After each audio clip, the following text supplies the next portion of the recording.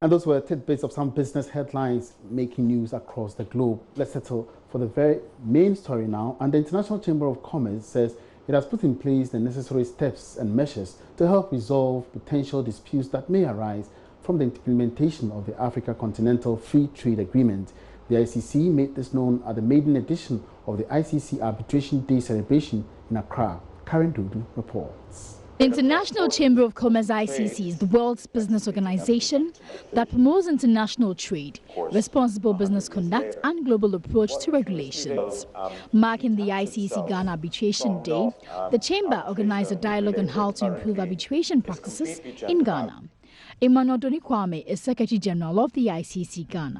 The ICC calendar, various countries usually have one particular day dedicated for discussions to do with dispute resolution and to promote mediation and arbitration as another alternative in resolving disputes, especially commercial disputes. And this is our maiden event, and we're privileged to have the Secretary General of the Court of Arbitration himself coming to Ghana. Vice President of the Chamber's Court of Arbitration, Daka Kamau, in an address, explains that with cross-border trade among African countries expected to increase, potential trade disputes are bound to happen. And the reality is that as long as there is trade happening, there will be disputes.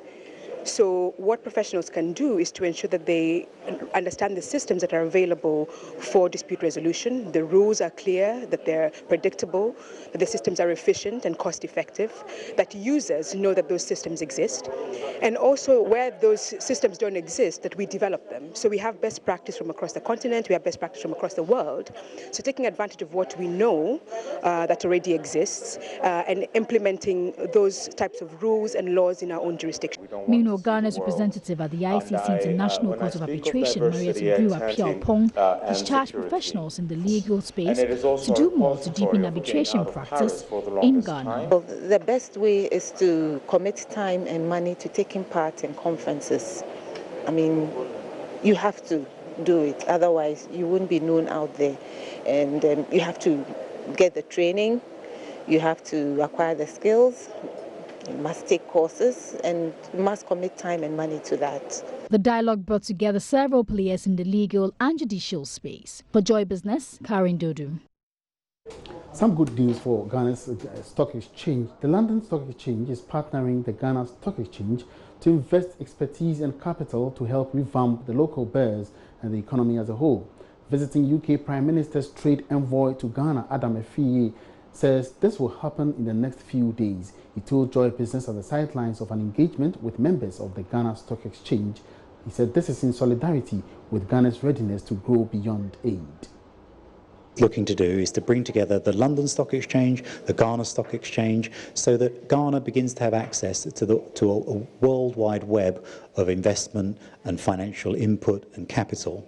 So hopefully, leading from these meetings, there'll be some sort of relationship created whereby we can provide our expertise from the UK to help to enhance the levels of capital coming into Ghana, so that actually on the ground people see more jobs and prosperity because there's investment coming in from overseas into Ghanaian companies and into Ghanaian bonds. What it requires is it requires access to the whole world of financial services for Ghanaian businesses and for the Ghanaian government. So I think what it will involve is for the stock exchanges to work it out between them, is a way of listing Ghanaian companies, giving them dual listings between perhaps London on the London Stock Exchange and the Ghana Stock Exchange, and also allowing more bonds to be issued so that people overseas can invest in the Ghanaian government initiatives. And for me personally, being half Ghanaian, half British, I'd be delighted to see something like a bond for the diaspora. There are 500,000 people in the UK of Ghanaian heritage, millions around the world. Wouldn't it be wonderful if through this initiative they're able to reinvest back in their own country? There's approximately 9 trillion worth of capital that's available, but at the moment today Ghana can only access about 360 million of that. So there's a huge difference there. There's a huge amount of capital weighing on the markets which could come into Ghana, and by working through this initiative, having some tangible goals to deliver some results, then I think that then Ghana will have access to those markets. Meanwhile, the UK government is promising Ghanaian businesses of more trade opportunities after it exits the European Union. Some industries in the country have expressed concern that there could be serious disruptions to their exports as the uncertainty grows over Brexit negotiations. Visiting UK Prime Minister's trade envoy to Ghana, Adam Efiri, tells Joy Business they are close to reaching a deal soon. What I would always choose in this area is there is a great opportunity for Ghana in this bilateral trading arrangement to ensure that not just the continuity, not just to make sure that goods and services come from Ghana and enter the UK smoothly, but equally vice versa, to make sure there's continuity and investment the other way around, but also to really look at the bigger picture, look at post-Brexit actually that we, the United Kingdom, are looking to firm up those friendships, those long-term relationships that we have. So I think there's a real opportunity for Ghana, not just to smoothly transition into a bilateral agreement, because the worst thing, as you know, the worst thing that could possibly happen is Ghanaian agri-products come to the UK and somehow there's a massive tariff on them, which is why in this UK Business Council we need to wrestle to the ground very quickly a firm and clear agreement which gives that continuity, but also gives a boost to the investment. But already that is happening. Some firms here that export even banana to UK, and because these things are forward sales and contracts, they've had their buyers written to them that, well, sorry, these tariffs are going to apply because we've not had your government and our government even sign a continuity or maybe a letter of intent that, listen, there wouldn't be any disruptions to your products. And so it's already happening. Yeah, so there are always uncertainties when any country changes its international relationships, but two things really. Number one is that the United Kingdom is fully prepared for Brexit, whether it's with this deal, which is looking very positive now, or even without a deal. We're perfectly prepared for Brexit, and as I say, the key thing here is that as we leave the European Union, that bilateral is preferably in place or firmly agreed. So this is what the Business Council is doing, and I hope that in the not too distant future we'll reach a firm conclusion that has a real impact on Ghanaian jobs and prosperity. Bilateral agreements will often take a while to finalize them. Advising the UK government on trade issues. What are you going to put on the table for Ghana whilst you work on the bilateral agreement to ensure that trade and all the other stuff are not disrupted after October 31? Yeah, so I'm absolutely certain that there will be a way that we can continue smoothly after the 31st of October, but given that we're not sure whether we're leaving the European Union with a deal or without a deal at the moment, the absolute detail of that can't be finalised. But again, I simply say this is an opportunity. And again, let's look at the relationship between our two nations. I can say, as being half Ghanaian, that the relationship is very warm and very strong. Not just the English language, the culture, the custom, not just the hundreds of thousands of Ghanaians, of people of Ghanaian heritage in Britain, but also the many Ghanaians in politics in Britain too. So the relationship is very strong, and provided both parties are willing to quickly conclude these bilateral discussions, then I think again there's a huge opportunity for Ghana. You're still watching Business Live. Let's turn attention to tourism now. Kente weavers in the historic town of Bonue in the Ashanti region are calling on government to fulfill its promise of establishing a yarn factory for the town. It's been 2 years since the community earmarked land for government's One District, One Factory project, which is yet to materialize. Prince Apia has more in this report. The government, as part of its industrialization promises, proposed a construction of a factory in every district in this country. 2 years ago, traditional authority of Bonue in the Jeso municipality, known for its history, Kente, started negotiations with government to establish a yarn factory. The Kente industry provides employment for many people, both the old and young there.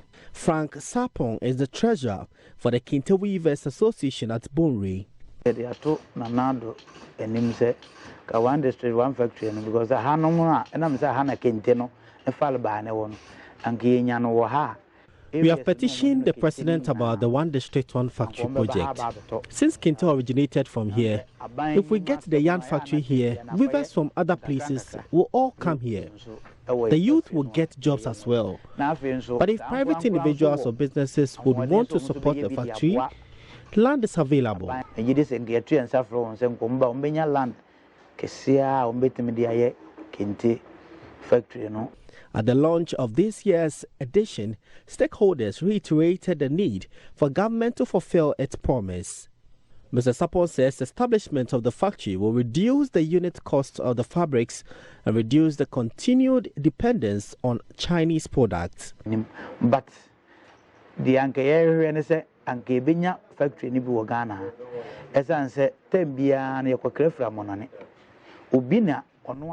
We need a factory in Ghana because we always import the yarns from China. The person that imports dictates to us the colors available. So sometimes it affects the production we make here. That is why most of the clothes have similar colors. We want the yarn factory here.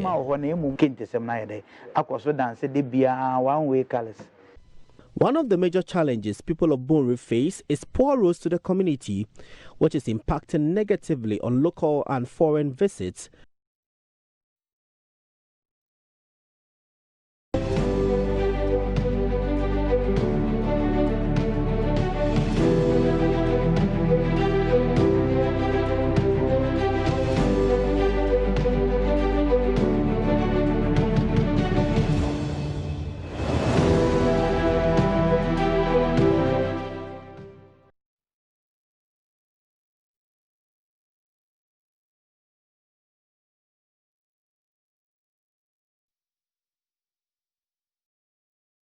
Now, Sanko Gold Mines is partnering Ghana Book Trust and Canada-based Center for Online and Distance Education to address falling educational standards in 3 districts of the Ashanti region. Schools in about 40 communities in the Etrema-Kwabieja municipality, as well as the Amansie West and South districts, are benefiting from a literacy enhancing project initiated in 2016. This seeks to enhance reading abilities of children in primary and junior high schools through clinics and competition. Nana Sensumesa has more in this report. The project, which started with 10 schools, has been extended to cover 34 schools with provisions of books, mobile libraries and training for teachers. The project was initiated to correct the falling standards of people's abilities in reading and writing in the Mansia Enclave. Executive General Manager for Sanko Mines, Charles Samoa, says the program is already making positive impact.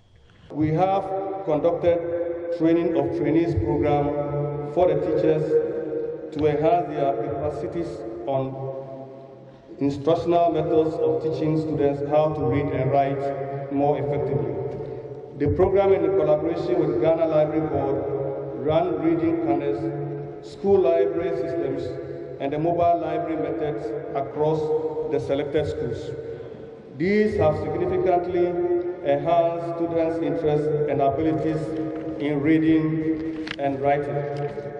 Number 3, we equally hold reading competitions through Ghana Book Trust to monitor the impact of this program. And this particular program has proven a remarkable improvement among the selected schools. Number 4, the selected schools make use of electronic textbooks and storybooks, a privilege which hitherto was considered a preserve of well-endowed schools. Executive Director of Ghana Book Trust, Genevieve Ebapoli, advised children to make the most of the scheme to lay a strong foundation for their personal development. And you can't get too far if you can't read and understand what you read. And so that is the essence of this program. And parents need to encourage their children to study hard. The job of education is not left for teachers alone. It is a combined effort of both parents and the school. It is only through that that the children will study, advance, and be able to take advantage of the employment opportunities within their community. For JoyNews, Nana Asansumensa, Kumasi. Now, the Association of Ghana Industries, AGI, has established an energy service center aimed at providing alternative sources of efficient power in the wake of the hike in utility tariffs. Deputy Energy Minister Joseph Kuju stated that government is strongly behind this move and will offer the needed support to the AGI. There's more in this report. Deputy Energy Minister Joseph Kujo has justified a 10% increment in utility tariffs by the PULC, saying it is relatively low as compared with the situation 3 years ago. Speaking to captains of industry in the manufacturing sector, the Deputy Minister reiterated the use of alternative sources of efficient energy for businesses to remain highly competitive in the manufacturing sector. You've heard of an ongoing PPA renegotiation. The ones to come on board, we reviewed and terminated some, deferred some, but the existing, which is driving your bill today, which were also high anyway, renegotiation of existing power plant contracts that have been in existence, we're making an effort to even renegotiate the tariff down. And that is also ongoing rigorously between Ministry of Finance, Ministry of Energy, on one part, with the independent power producers to bring down the tariff. We hope to be successful to add another source of reduction in energy production to the basket. Speaking to Joy Business, Chief Executive of the AGI, Sechuma Kwabwa, was hopeful that the Energy Service Centre will ease the burden of high electricity costs for local industries. As a country, we have a target of making renewable energy contribute about 10% to the energy mix. It is therefore very critical that we promote renewable energy. We all know that renewable energy is actually the way to go. Ultimately, it is the best form of energy we could have, whether it's coming by solar, wind, or whatever form it's coming, it's good.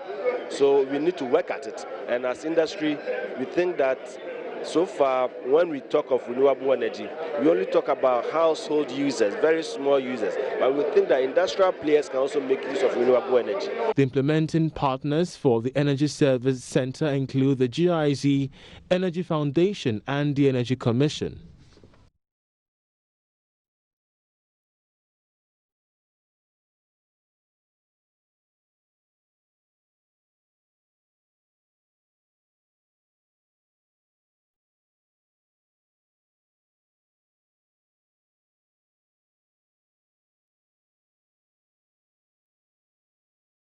The Finance Minister, Ken Ofori-Atta, has assured that government will clear all arrears owed contractors very soon. Some service providers who have rendered various services to government have persistently complained about delays in payment. According to some banks, the development is threatening their very existence. However, Ken Ofori-Atta says they have made some significant progress. He was speaking to Joy Business after a session to seek bankers' inputs for presentation of the 2020 budget statement. I think with every budget hearing, we go to the marketplace to see exactly what it is happening so that we can get real life input into the budget. So that's a reason for meeting with the bankers. But banking, as you know, is just so crucial to our development, and a lot has been done with the cleanup. So it's important to know what the next steps are. And what you can see from here is the bank's interest in forming a committee to come up next week with issues on liquidity, credit, contractors, and also even lending rates, how the de-risking could happen to ensure that we have a robust economy next year. One thing that I would ask is that what is government also doing about their complaint about some liquidity squeeze, and what are you going to do to encourage them to improve lending to businesses, because they've complained about NPOs, they've complained about contractors owing them and all the rest. What are you also going to do in this light to ensure that? The Federation of Tomato Growers Association in the Bono East and Ahafo regions have once again called on scientists at the Center for Scientific and Industrial Research, CSIR, to develop new tomato varieties that are adaptable to soil types and weather conditions in production zones across the country. According to them, the new tomato varieties, if developed, should fix the ailing tomato production sector. Members of the Federation of Tomato Growers Association made a call at a stakeholders' engagement in Sunyai. JoyNews' Nesta Kafuya Joma sent in this report. Industry has been identified as an area that has the ability to reduce poverty because of its potential for growth and employment creation. Although the crop could improve the livelihoods of rural farmers, a sizable amount is imported from neighboring countries. The commodity is underexploited due to several challenges, including lack of certified and preferred tomato variety seeds. The situation, according to the Federation of Tomato Growers Association, has been the greatest motivation for traders, some of who travel to Burkina Faso to obtain tomatoes at the expense of local products, which are left to rot or sold at giveaway prices.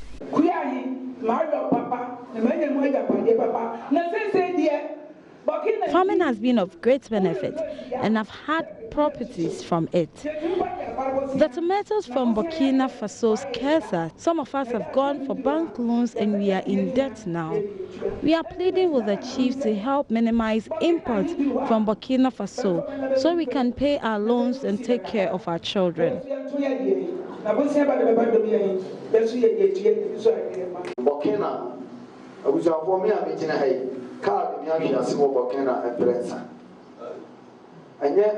I've had about 3 accidents on the Burkina Faso road. There are a lot of Ghanaians dying due to the struggle for tomatoes in Burkina Faso.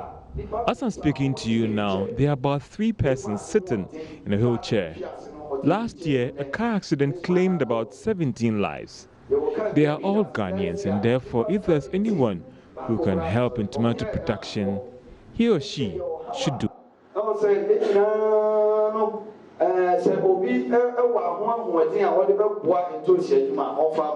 A consultant with the Center of Posterity Interest Organization, Dr. John Akperp, stated that one major step in salvaging domestic tomato production is to make suitable varieties readily accessible to farmers.